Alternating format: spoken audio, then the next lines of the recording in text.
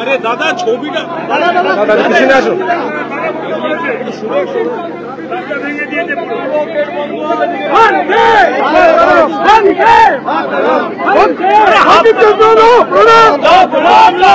রবিচন্দ্র চট্টোপাধ্যায় লোহ প্রণাম, রবিচন্দ্র চট্টোপাধ্যায় লোহ প্রণাম, বন্দে মাতরম, বন্দে মাতরম, হাতটা পড়ে লোহ প্রণাম, বন্দে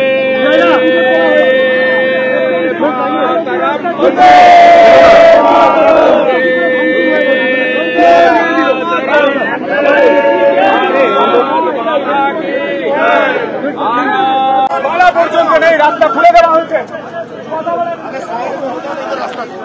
কি অবস্থা করেছে, গেট বন্ধ, রাস্তা খুলে দিয়েছে।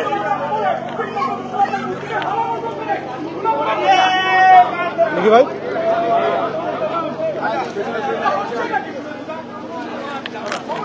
দেখে দেখে নিচে দেখে তোমরাই পড়বে। বাংলার নির্লজ্জ মুখ্যমন্ত্রী বঙ্কিমচন্দ্র বাংলার মানুষের আত্মা, আজকে তাকে সাহিত্য সম্রাট বলা। ছবিটা দেখাও আসিম, গোটা রাস্তা তছনছ করে দেওয়া হয়েছে যাতে মারা পর্যন্ত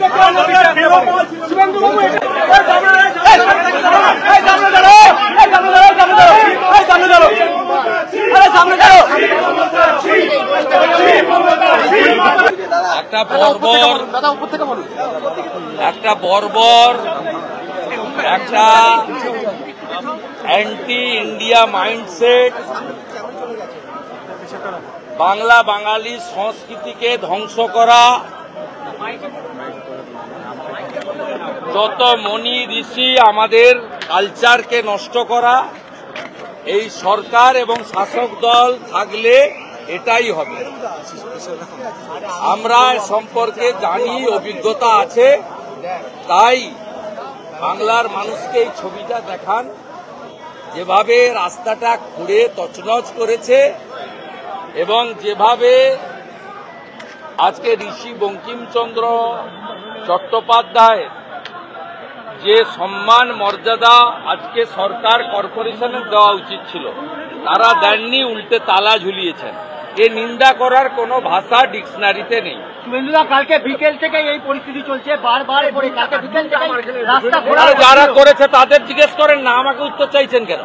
আটকাতে চেয়েছিল, আটকাতে পারেনি, আটকাতে চেয়েছিল, আটকাতে পারেনি, আটকাতে পারবে ওরা। আমরা যে রাজনৈতিক দল করি, এই দলের প্রথম মন্ত্র হচ্ছে রাষ্ট্র প্রথম, দল পরে, ব্যক্তি আরো দূরে। অতএব যারা নেশন ফার্স্ট মন্ত্রে বিশ্বাসী পৃথিবীর সর্ববৃহৎ রাজনৈতিক দল করে, তাদের কাছে রাস্তা খুঁড়ে তালা লাগিয়ে কিছু করতে পারবে না।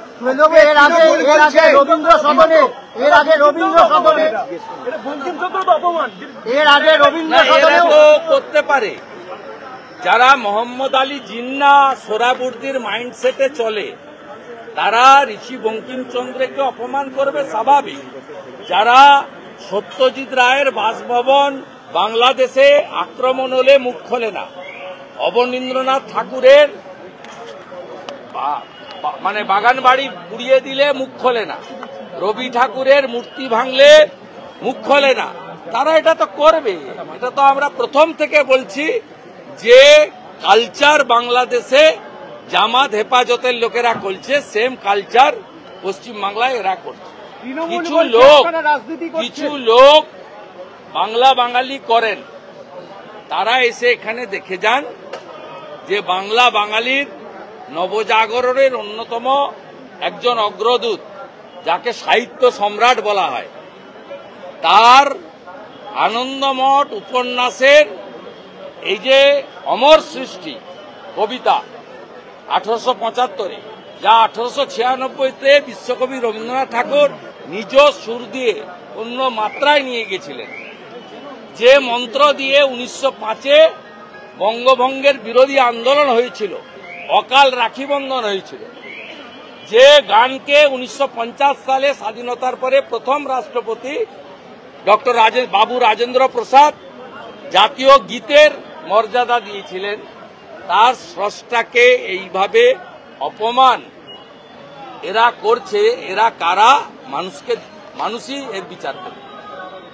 আজকে এই মুহূর্তে একসঙ্গে পশ্চিমবাংলার 1500টি জায়গায় 1 লক্ষ লক্ষ ভারতীয় জনতা পার্টি কর্মী পতাকা সরিয়ে, রাজনৈতিক পতাকা সরিয়ে জাতীয় পতাকা নিয়ে এই কর্মসূচি পালন করছে, যাতে বর্ণ ধর্ম নির্বিশেষে যারা ভারতকে ভালোবাসেন তারাও এখানে অংশগ্রহণ করেছে।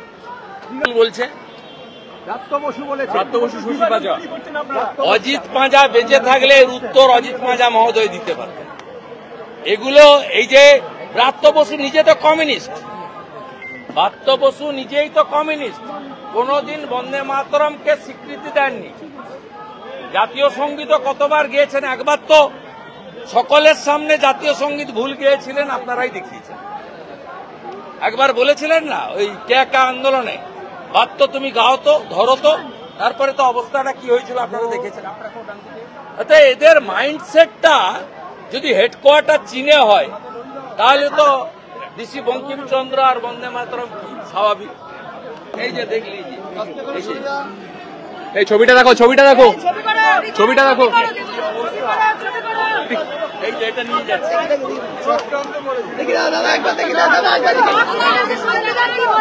এইভাবে পাথর থাকলে তো পা কাটবে। পা কেটে আটকানো যায়?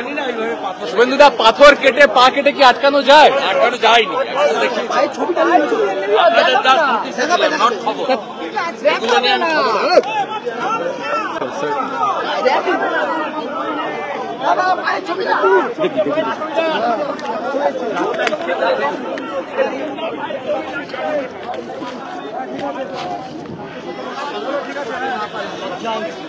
হ্যাঁ আছি, ধরেছি, ধরো। কাজটা পুলিশ করে না, অন্য রাজ্য পরিষ্কার করে। ক্যামেরাম্যান নেই। আসাম করছে, গুজরাট করেছে, এরা করছে না। বিজেপিকে আনুন, ডিটেক্ট অ্যান্ড ডিলিট তো হয়ে যাবে এসআইআর এ, রিপোর্টটা হবে না। রিপোর্টটা করতে গেলে বিজেপিকে আনতে হবে। বাংলার মেয়ে পশ্চিমবঙ্গে বিজেপিকে আনুন। 30 দিনের মধ্যে গুজরাট যেমন বাংলাদেশি মুসলমান রোহিঙ্গাদের একদম ডিপোর্ট করে দিয়েছে, আউট অফ ইন্ডিয়া করেছে, বিজেপি করবে। অমিত শাহজি পাটনায় 3টে কথা বলেছিলেন, ডিটেক্ট, ডিলিট অ্যান্ড ডিপোর্ট। দুটো কাজ হয়ে যাচ্ছে, ডিটেক্ট, ডিলিট, একটা বাকি থাকছে। তার জন্য বাংলার মানুষকে বিজেপিকে আনতে হবে। বাংলা